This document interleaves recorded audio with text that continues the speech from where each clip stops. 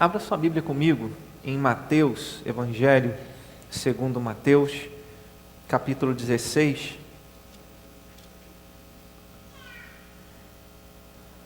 Mateus 16, verso 13 até o verso 20.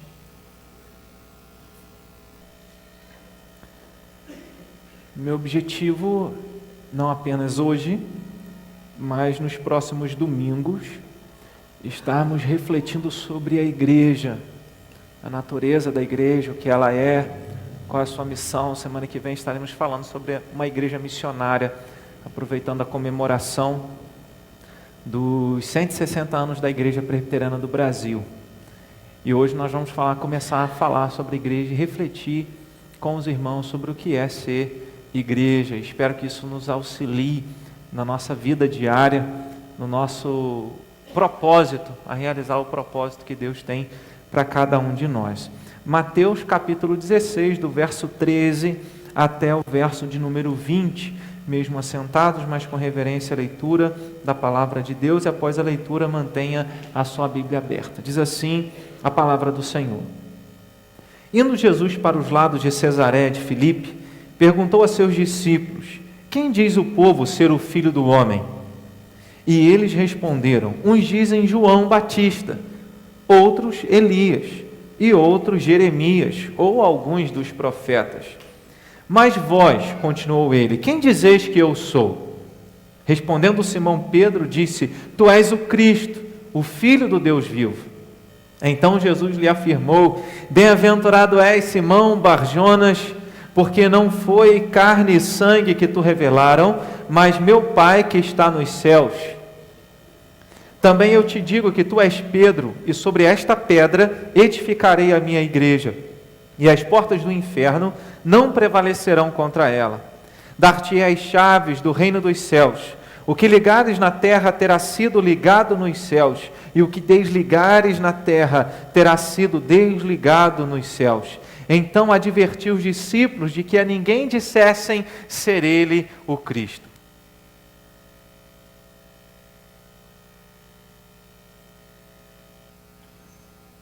Amém. Que Deus nos abençoe na meditação da sua palavra. Eu era criança, eu acho que eu nem era adolescente ainda, devia ser pré-adolescente. E aí certa vez eu fui serrar alguma coisa, peguei o serrote do meu pai sempre teve muita ferramenta, peguei o serrote do meu pai e comecei a serrar lá uma madeira. Mas para serrar tem que ter força e jeito, né? Aí eu estava tentando serrar aquele negócio e não conseguia serrar de jeito nenhum. Aí de repente eu peguei, olhei para o serrote e falei assim: gente, tem alguma coisa errada com esse serrote, não é possível. Aí eu olhei para o serrote e vi que o serrote ele tinha um dente para cá e outro para lá, um para cá e outro para lá. Falei, tem alguma coisa errada com esse negócio. Eu acho que são esses dentes do serrote, um para cá, outro para lá. Eu acho que isso não é para ser assim. Aí eu peguei, botei o serrote no chão, peguei o martelinho e fui. Botei todos os dentes do serrote alinhadinho, mano. Agora tá certinho. Aí foi, passou com a maravilha, né? Mas eu não sabia que eu tinha acabado de serrar. Só de contar fiquei vermelho, né? Foi real essa história, né? Eu não sabia que eu tinha acabado de cegar o serrote. Eu não sabia para que eram os dentes daquela ferramenta, daquele serrote. E acabei não usando o serrote da maneira certa. E aí ele perdeu o objetivo dele. Irmão, saber o que são as coisas e para que elas servem é extremamente importante para nós. Quando você sabe, quando você tem algo e você sabe para que serve e você sabe o que é, e aí você vai usar da maneira correta. Imagina uma criança. Minha hora ainda mais bebê ainda, mais criancinha ainda, e ela pegou um relógio meu. E eu fiquei todo com medo dela deixar aquilo cair no chão, né? Ela pegou o relógio, colocou no braço, mas ela não sabia ver a hora, nem sabia para que era. Então imagina uma criança que pega um relógio, mas ela não sabe o que é um relógio. Ela não sabe para que serve, para marcar o tempo. O mais próximo que ela chega é colocar o relógio no braço, e nem sabe fechar, porque ela vê o pai colocando o relógio, mas ela jamais vai conseguir, pelo menos enquanto ela não souber o que é e usar o relógio da maneira correta, ela jamais vai conseguir ver as horas naquele objeto. É apenas um objeto. Sim, saber o que é e para que serve é extremamente importante. E aí, essa reflexão me fez pensar muito na minha infância e pré-adolescência, adolescência. Eu ia trabalhar com meu pai nas obras que ele fazia, e aí perguntava, para que serve essa ferramenta, pai? Aí ele fala, não, isso aqui é para fazer rosca no tubo. Ah, para que serve isso aqui? Isso aqui é um negócio para soldar, isso aqui. Então eu aprendia perguntando o que é. E aí sabia para que servia e quais as situações eu poderia usar aquela ferramenta. Então, saber a prática, não apenas a palavra de Deus, mas a prática de vida, a experiência, nos mostra que conhecer o que é e saber para o que serve é extremamente importante. E isso não é diferente em relação à igreja. Falsas concepções da igreja têm afastado muitas pessoas da igreja, da comunhão. Falsas expectativas em relação à igreja têm feito a fé de algumas pessoas serem minadas, porque elas não têm entendido o que é igreja, o que é ser igreja e para que serve a igreja. A meditação de hoje à noite tem muito a ver com a pastoral e o próprio texto, né, com a pastoral do nosso boletim de hoje. Você não vai ler a pastoral agora, você pode ler amanhã e quando chegar em casa, né? Mas a reflexão da pastoral é a reflexão da nossa meditação nessa noite, né, sobre o que é a igreja. Quando a gente fala sobre a natureza da igreja, quando você usa essa expressão, uma expressão que é usada mais na teologia, a natureza de alguma coisa, a natureza da igreja, é que você vai dizer e explicar e conversar sobre o que é a igreja. Alguns fundamentos da igreja, o propósito dessa igreja. Aí você lê nesse contexto do capítulo 16 de Mateus, os fariseus se aproximando de Jesus e pedindo a Jesus algum sinal para que ele demonstrasse que verdadeiramente ele era o Messias. E Jesus fala, nenhum sinal vai ser dado para essa geração, a não ser o de Jonas. E ele nem menciona claramente aqui nesse contexto, mas o sinal de Jonas, que assim, em outro lugar ele vai dizer isso, assim como Jonas ficou 3 dias e 3 noites no ventre do peixe, assim também o Filho do Homem ficaria na terra, né, morto 3 dias. E aí então, Mateus continua o registro, os discípulos vão passando para o outro lado, diz o verso de número 5, e eles esquecem de levar pão. Jesus diz assim, olha, cautele, fique vigiando com respeito ao fermento dos fariseus. Aí ficaram pensando assim, será que Jesus ficou entristecido porque a gente esqueceu de trazer pão? E aí ele está, que fermento dos fariseus é esse? E Jesus ele conversa com os discípulos e diz, olha, o fermento dos fariseus é a doutrina dos fariseus. Eles estavam ensinando algo completamente distante, e aquilo que eles ensinavam, aquilo que eles falavam, é para que eles aparentassem serem cheios de Deus, cheios da palavra do Senhor aos homens, mas na verdade estavam vazios. O fermento faz isso, o fermento incha, infla. E Jesus estava dizendo, fujam do fermento dos fariseus, que é a doutrina dos fariseus. Aí então nós chegamos no verso de número 13. Jesus, então, pergunta aos discípulos o que as pessoas estavam dizendo a respeito dele. E algumas pessoas diziam, e eles responderam, algumas pessoas diziam que ele era João Batista, outros Elias. Algumas pessoas, quando leem esse versículo de forma isolada, poderiam argumentar a favor da reencarnação. Mas isso é algo que nós não aceitamos. Aqui é a ideia de que alguns religiosos da época, algumas pessoas do povo da época, achavam que Jesus veio no espírito, na mesma disposição espiritual que João Batista, na mesma disposição espiritual e ministério que o profeta Elias, ou Jeremias, ou alguns dos profetas. Então não é uma questão de reencarnação, até porque a reencarnação não caberia nesse texto, porque João Batista... A diferença de idade entre João Batista e Jesus era em torno de 6 meses. E a gente sabe disso porque quando Maria vai visitar Isabel, ela estava com 3 meses, mais ou menos. Então a gente faz esses cálculos aí, a diferença em torno de 3 a 6 meses. E então não caberia reencarnação aqui, como não cabe em nenhum lugar das Escrituras. E aí então a explicação é que Jesus veio nessa mesma disposição, e Jesus faz a pergunta principal, ele diz: e vocês, o que vocês estão dizendo a meu respeito? Aí Pedro, mais que depressa, diz: tu és o Cristo, o Filho do Deus vivo. E Jesus diz: olha, você é um bem-aventurado, você é feliz por isso, Pedro, porque você não tirou isso da sua própria cabeça. Isso não brotou em você assim do nada, mas o meu Pai que está nos céus é que revelou isso para você, para que você compreendesse quem eu sou. E por isso eu digo a você que sobre essa pedra você vai edificar a minha igreja. Enquanto os religiosos, esse capítulo 16, ele mostra aqui, até esse versículo 20, do verso 1 até o verso 20, ele mostra alguns personagens. Ele mostra os religiosos incrédulos, que não aceitavam Jesus de qualquer maneira. E os discípulos ainda amenizaram, porque em outro lugar nos evangelhos vai dizer que os religiosos achavam que Jesus veio no espírito do próprio diabo. Porque Jesus fala: se chamaram Beelzebu, o dono da casa, quanto mais os seus domésticos. Jesus, quando expele o demônio de uma pessoa, os religiosos diziam: olha, ele está expelindo demônios pelo maioral deles.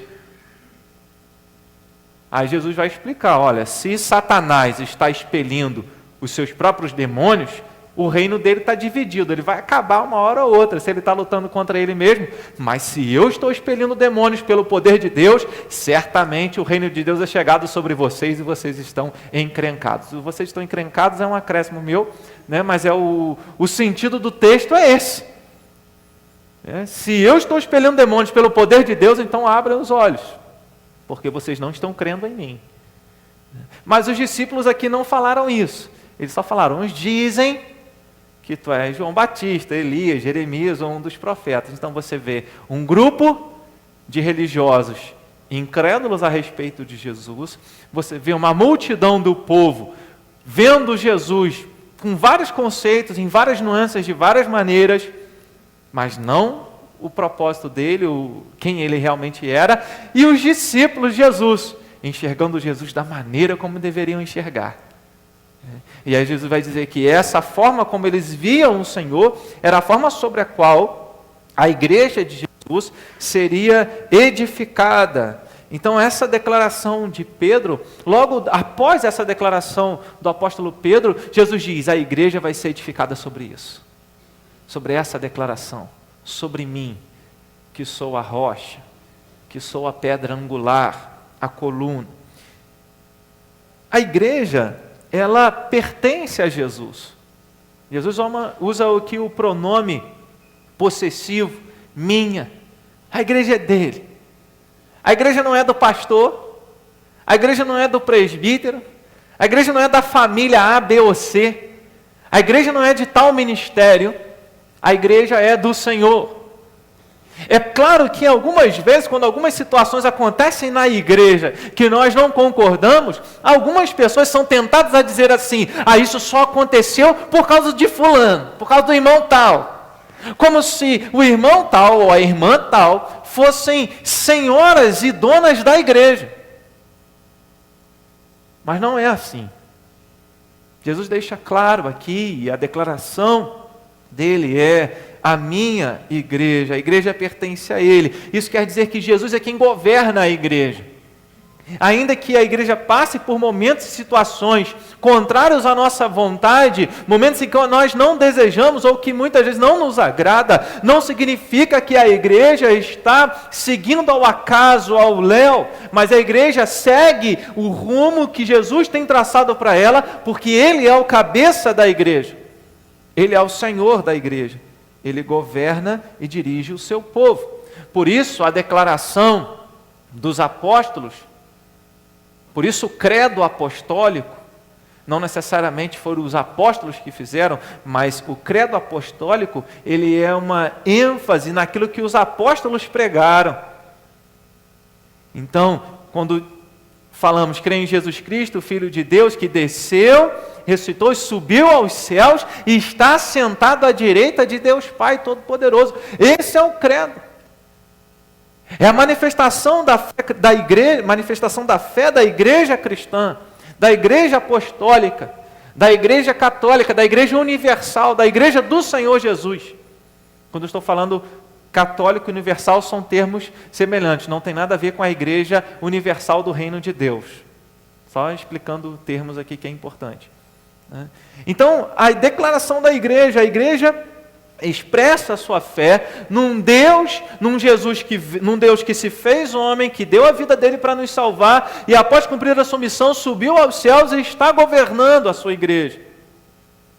A igreja segue e permanece porque ela pertence a Jesus e Ele está governando a sua igreja. Não é a vontade humana, não é a vontade dos homens, das pessoas, dos membros da igreja, mas é a vontade do Senhor Jesus. O verso de número 19 também, eu citei aqui o verso 18, quando ele usa a expressão minha igreja, mas o verso 19 ele diz, dar-te-ei as chaves. Chaves significa autoridade. Mateus capítulo de número 28, verso de número 18, Jesus diz, toda a autoridade me foi dada nos céus e na terra.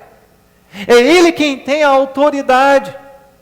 Quando Jesus olha para um homem e diz assim, olha, levanta, perdoados são os teus pecados. Aí os religiosos que estavam perto pensaram consigo mesmo, disseram, quem é esse que pode perdoar pecados? Só Deus pode perdoar pecados. Aí Jesus vira para ele e fala assim, por que vocês estão pensando isso na cabeça de vocês, no coração de vocês? Que é mais fácil dizer, perdoados são os seus pecados, ou levanta, toma o teu leito e anda, para que vocês saibam que o Filho de Deus, o Filho do homem, tem autoridade na terra para perdoar pecados. Eu digo a você, toma o teu leito, levanta e anda. Porque esses eram os sinais, um dos sinais da vinda do Messias. Aqueles que não andavam, iriam andar. Aqueles que não enxergavam, iriam passar a enxergar. E aos pobres seria anunciado o Evangelho, as boas novas do reino de Deus. Por isso, Jesus, quando questionado pelos discípulos de João Batista, que foram enviados até o Senhor, João Batista, nosso mestre, pediu para perguntar, tu és o Cristo, o Messias, ou nós vamos ter que esperar o outro? João Batista sabia, mas ele pergunta na ansiedade de ver a manifestação do reino de Deus na vida de Jesus Cristo, e então Jesus diz, olha, fala para João o seguinte, os cegos estão vendo, os coxos estão andando, os surdos estão escutando, e aos pobres está sendo pregado o Evangelho. Eu estou fazendo o que é para fazer. Jesus é aquele que tem autoridade e por isso a igreja é dele, a igreja é conduzida por ele, ele concede autoridade aos apóstolos, quando ele diz, dou-te as chaves do reino dos céus. A igreja pertence a Jesus, ele dita as regras, é pela palavra dele que nós entendemos o que ele quer para a sua igreja. Então, quando nós queremos que a igreja funcione do nosso jeito, ou quando nós ficamos entristecidos, chateados porque alguma coisa não aconteceu à nossa maneira, à nossa forma, nós questionamos. E algumas pessoas podem até dizer assim, eu não faço mais isso. Quer saber? Eu não prego mais. Quer saber? Eu não toco mais. Quer saber? Eu não visito mais. Eu não faço mais isso. Como se fosse uma retaliação contra a igreja, mas é uma retaliação contra o próprio Deus. E uma visão equivocada do que significa ser igreja. Porque você já parou para pensar que nem sempre aquilo que o seu coração deseja é o que Jesus deseja? Ou você está tão ligado a Jesus, tão santo e perfeito, que a igreja não está sendo conduzida de acordo com a vontade de Jesus e precisa ser conduzida de acordo com aquilo que você acredita ser a vontade de Jesus. Então a igreja, independente da nossa vontade, ela é conduzida pelo Senhor porque pertence a Ele. Nela ninguém pode agir com autoritarismo. O que é diferente de autoridade, sim, Jesus institui autoridades na sua igreja. Pedro era uma autoridade na igreja, mas diferente, uma autoridade não aquela despótica como algumas pessoas dizem, não, ele é o representante de Cristo na terra. Não é isso, porque o próprio Senhor Jesus fala, esse ensino, como algumas igrejas ou teorias trazem, doutrinas trazem, como se Pedro fosse o representante de Cristo e uma autoridade máxima na igreja. Não é assim. Isso seria contrário ao ensino geral, até mesmo do Novo Testamento. Porque quando os discípulos estavam questionando um ao outro, Jesus, nosso mestre, falou que vai morrer. E quando ele morrer, quem que vai comandar? Aí Jesus percebe que os discípulos estavam nessa discussão e fala, olha, presta atenção no que eu vou falar com vocês. Os governadores dos povos têm aqueles que dominam sobre eles, e os próprios governadores têm aqueles que dominam sobre os governadores. Mas entre vocês não é assim. Quem quiser ser o primeiro precisa servir a todos. Então essa ideia de uma igreja déspota, de uma autoridade déspota que comanda tudo e todo mundo tem que abaixar a cabeça para isso, não é o ensino de Cristo, porque ele diz que todos nós somos servos uns dos outros. Mas Pedro, assim como os apóstolos, foi uma autoridade instituída por Jesus e não autoritário. É diferente de autoritarismo de autoridade. Ele deu autoridade para que eles anunciassem e pudessem ser instrumentos de Deus na edificação da igreja. Então pense nisso, quando você desempenha algum papel na igreja e aquilo não acontece do seu jeito, e isso te deixa entristecido e você se sente motivado a abandonar o barco, pense que a igreja nunca vai funcionar e nem deve funcionar de acordo com a sua vontade, mas ela precisa funcionar de acordo com a vontade de Jesus. Algumas pessoas às vezes falam assim comigo, pastor, eu queria que fosse assim. Eu falo, gente, a igreja não funciona nem de acordo com a vontade do pastor da igreja, nem da vontade do conselho, dos presbíteros. Existem situações que fogem ao nosso controle, mas louvado seja Deus, eu coloco a cabeça no travesseiro e durmo, porque eu sei que eu não sou o dono da igreja, eu sei que Jesus é que está no comando da igreja, e ainda que o que Ele tem trilhado para a igreja, às vezes passe por caminhos difíceis, eu sei que ela jamais foge das mãos dEle. Essa é a visão que Jesus passa para o apóstolo João em Apocalipse, capítulo de número 1. Apocalipse, capítulo de número 1, João vê o Senhor, de cabelo branco, os olhos têm chamas de fogo, os pés dele como bronze reluzente, diz que ele tem na boca uma espada afiada. Ele continua tendo essa visão, e ele vê o Senhor em outro momento, com 7 candeeiros, com um candeeiro e com uma estrela na mão. E ele vê que o Senhor andava no meio dos 7 candeeiros e tinha estrelas em suas mãos. 7 estrelas e 7 candeeiros. E aí Jesus explica, as 7 igrejas, os 7 candeeiros são as 7 igrejas, e as 7 estrelas são os 7 anjos das 7 igrejas, que eram a liderança da igreja. Isso mostra para mim e para você que Jesus está conduzindo a igreja. Ele é o Senhor da igreja, e eu descanso nisso. Glorifico a Deus por isso que traz paz ao nosso coração, a igreja é dele.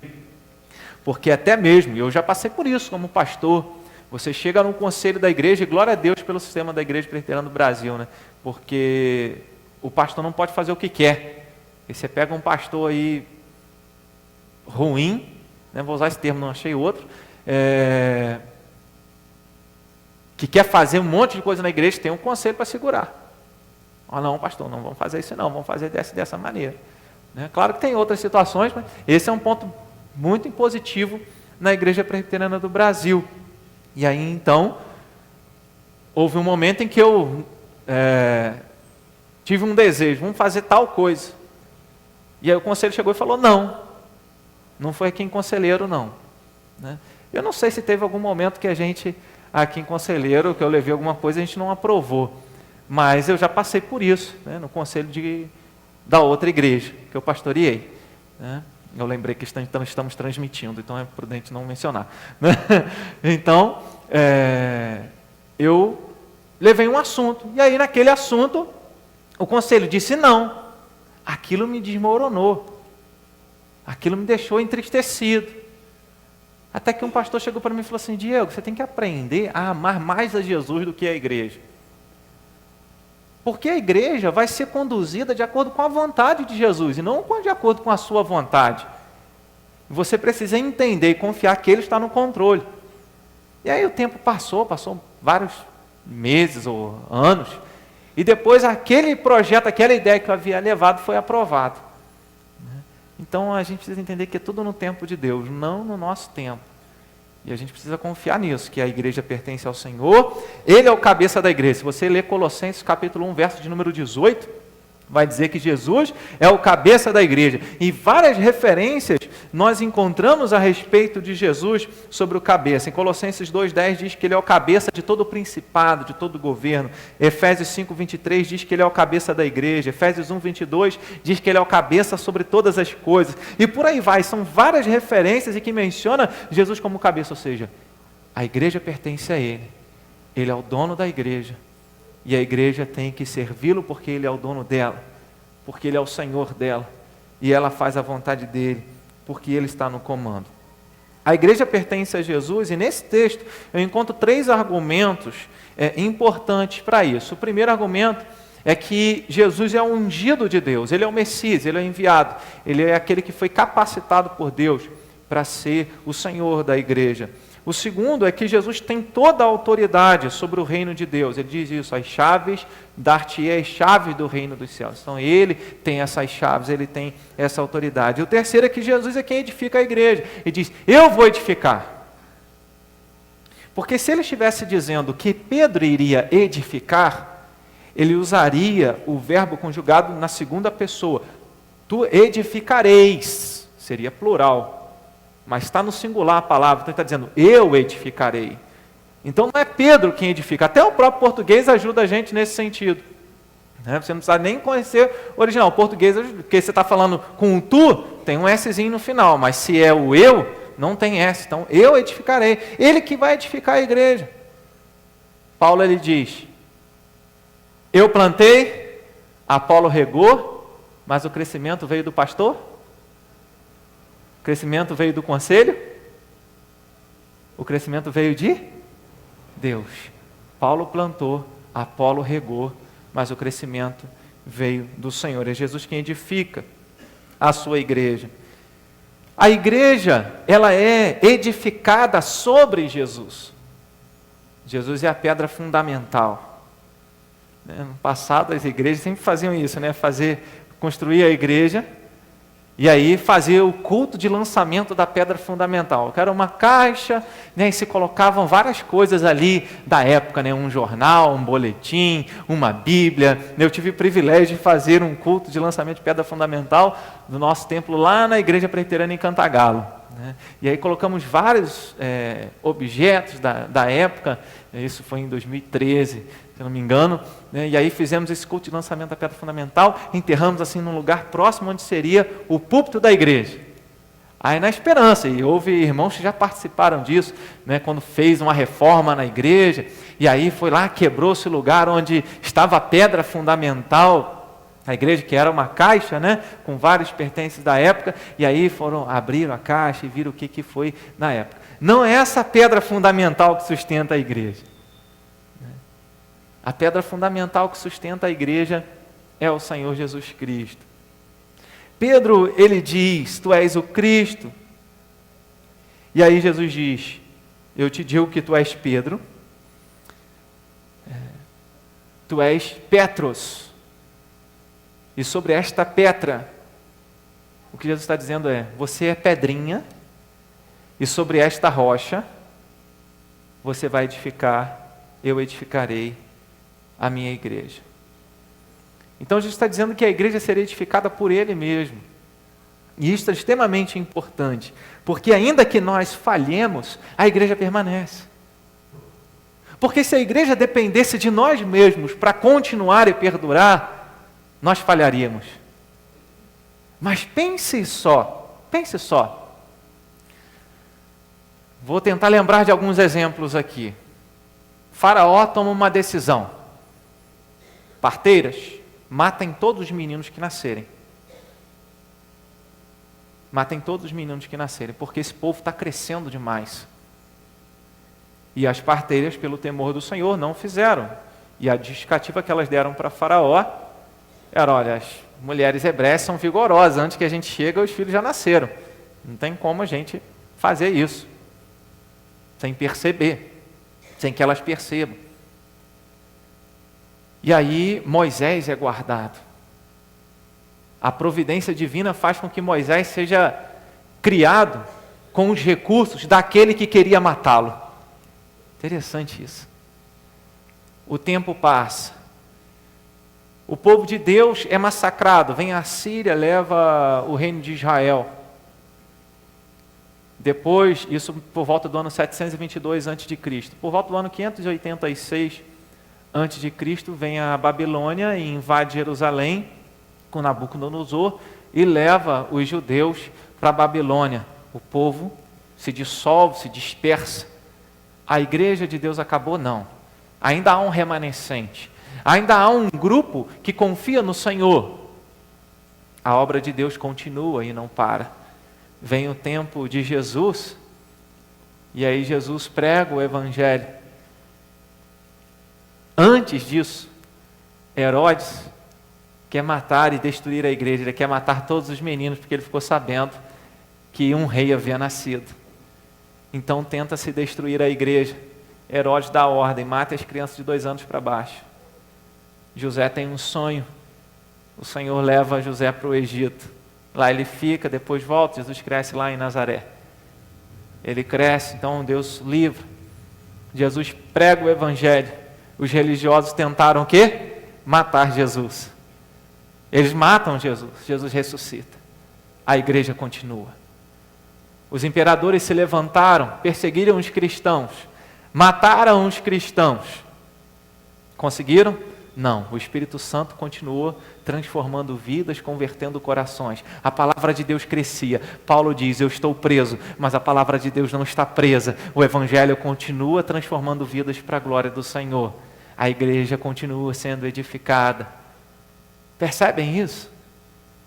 Alguns pais da igreja disseram que o sangue dos cristãos, que o sangue dos mártires era como semente, porque quanto mais os imperadores levavam os cristãos e famílias inteiras lá no Coliseu para serem devoradas por animais, ou usavam os cristãos como tochas humanas nas noites de Roma, para iluminar a cidade, por mais que tenham feito isso ao longo da história, a igreja está aqui hoje. Não é pelo homem, é pelo Senhor. Igreja Presbiteriana de Conselheiro. E irmãos, quando eu estava refletindo isso, meu coração aqueceu, porque não depende de nós que essa igreja permaneça, porque quem edifica essa igreja é o Senhor Jesus. E isso nos anima, de saber que eu estou partilhando dessa obra, daquele que está edificando a igreja, e Deus tem me dado o privilégio de participar dessa obra também. A igreja de hoje em dia, ainda existem aqueles que têm tentado destruir a igreja. São ideologias, conceitos e valores que dizem, olha, a igreja, você pode adorar a Deus, adora lá no templo lá, mas você não pode manifestar a sua fé em qualquer lugar. A igreja está sendo acuada. A igreja está sendo perseguida.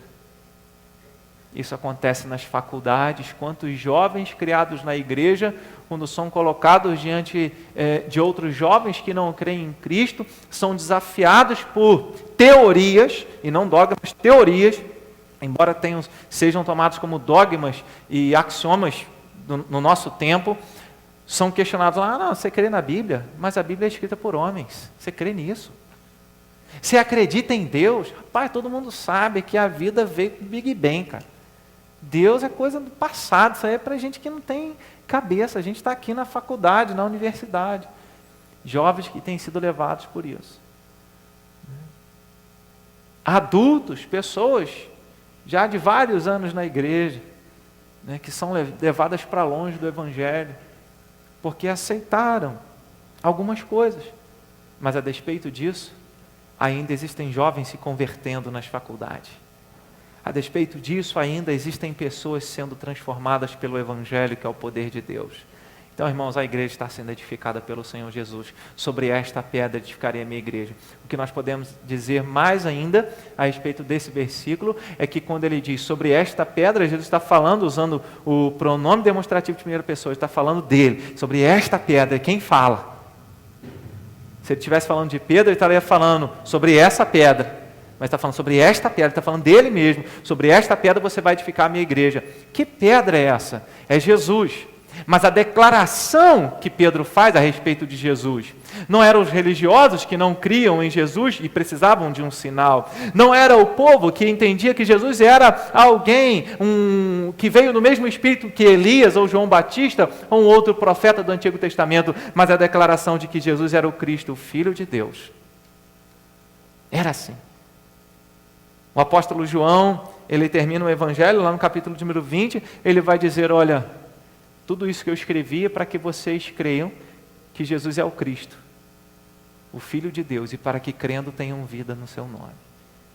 É Ele quem edifica a igreja, e essa igreja vai sendo edificada quando nós proclamamos essa mensagem. Ele é a coluna da igreja. É interessante que quando Jesus fala à igreja em Laodiceia, em Apocalipse capítulo 3, verso 14, a igreja de Laodiceia tinha bens, tinha recursos financeiros, tinha muitas coisas, mas Jesus está do lado de fora da igreja, batendo. E ele diz, às vezes a gente usa esse texto para evangelização, mas não tem nada a ver com evangelização esse texto, tem a ver com arrependimento de uma igreja pecadora. Era uma igreja que se arvorava de ter muitas coisas, mas Jesus estava fora da igreja. E Jesus está do lado de fora da igreja. Se você abrir a porta à igreja, se você se arrepender dos seus pecados, do seu orgulho, da sua vaidade, eu vou ter comunhão com você. Era uma igreja que tinha ouro, Jesus disse, eu estou falando para você comprar de mim ouro refinado. Ou seja, é comigo. Sou eu que sou o fundamento. E eu que trago a edificação sobre você. Então é possível que uma igreja que tenha muitas coisas seja uma igreja que não esteja sendo edificada. Não confunda estruturas, atividades ministeriais com uma igreja sendo edificada. Existem igrejas dos nossos dias que negociam muitas coisas e fazem shows ao invés de cultos. E não é assim que a igreja é edificada. A igreja é edificada na palavra. Então, quando você compartilha o Evangelho, quando você compartilha a mensagem de que Jesus é o Filho de Deus, de que Ele é o Cristo, de que Ele é a rocha, e este é o fundamento, tu és o Cristo, o Filho do Deus vivo. A fé vem pela pregação da palavra de Cristo. E que palavra é essa? Se você crê que Jesus é o Senhor, se você confessá-lo e no coração você crê que Deus o ressuscitou dentre os mortos, você vai ser salvo, Romanos 10, 9. E vários outros textos eu poderia citar aqui a respeito de Jesus edificando a sua própria igreja. Em terceiro lugar, a igreja, ela é vitoriosa com Jesus. Diz o texto, as portas do inferno não prevalecerão contra ela. A vitória da igreja não é uma igreja que vai crescer o número da sua membresia, não é uma igreja que vai prosperar financeiramente, comprar um terreno do lado, se for da vontade de Deus, que Deus vai providenciar esse caminho. Mas isso não evidencia uma igreja vitoriosa. Uma igreja vitoriosa é aquela que marcha lutando contra as forças do mal. E ela prevalece não porque ela tem uma força em si mesma, mas porque ela é capacitada pelo Senhor, a ponto do apóstolo Paulo dizer, olha, no Senhor nós somos mais que vencedores. Somos mais que vencedores por meio de Cristo Jesus. Jesus estava falando isso. A igreja não é um lugar onde a gente vai simplesmente para se sentir emocionalmente bem, aceito, onde a gente participa de um grupo, integrado num grupo social, onde você acaba tendo uma programação de domingo para fazer. A igreja não é isso. A igreja não é um local onde você vai. A igreja são os discípulos de Jesus em direção ao mundo.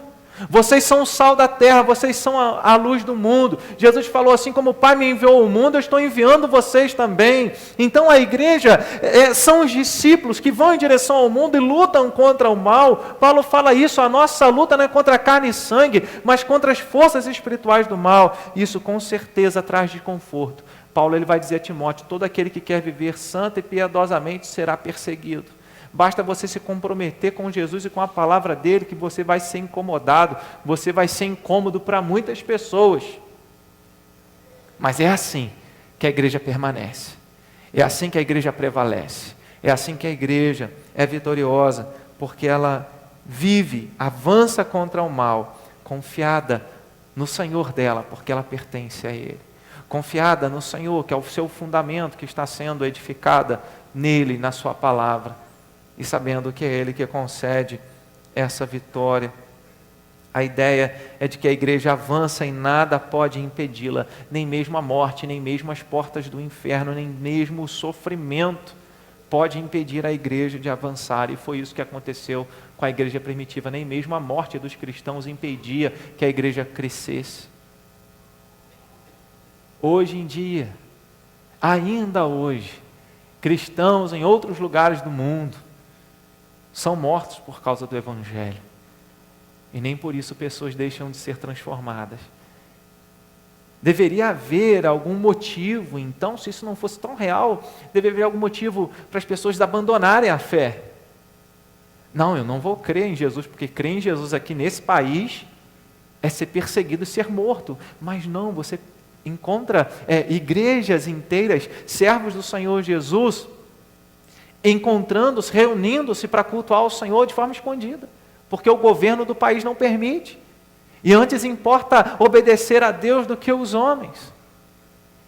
E nós temos todo o privilégio para servir a Deus, e às vezes fazemos aquele sorriso sem graça, como um cristão 007, escondido, um agente duplo, não sei, e achamos que é possível ser crente somente no domingo.